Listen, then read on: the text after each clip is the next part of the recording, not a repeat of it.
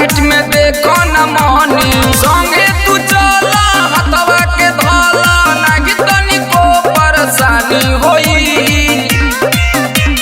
छोला खियाई सिंघड़ा खियाई धनी सर्कस देखी गतो के देखाई धनी सर्कस देखी गतो के देखाई।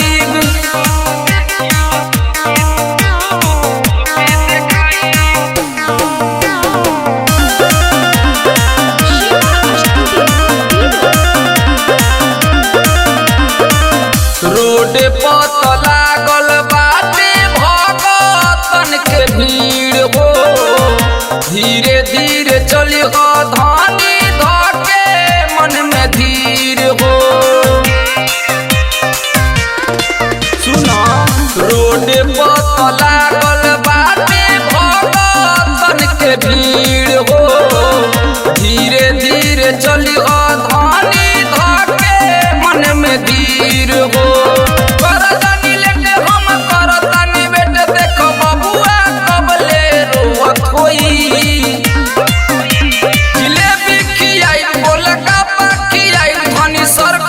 देखी गतो के देखाई धनी सर्कस देखी गतो के देखाई।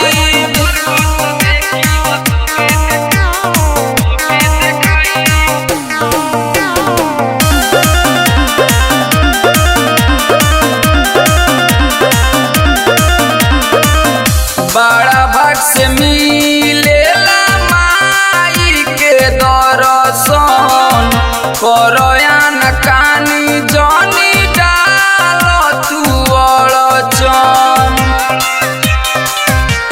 ए धनी बड़ा भाग से मिलेला माई के दर्शन करया न कानी जानी डालो तू अड़चन।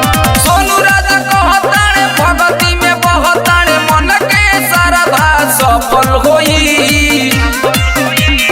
पिज्जा खियाई बर्गर खियाई धनी सर्कस देखी गतो के देखाई धनी सर्कस देखी गतो के देखाई। चलो ना काहे मना करतड़ू।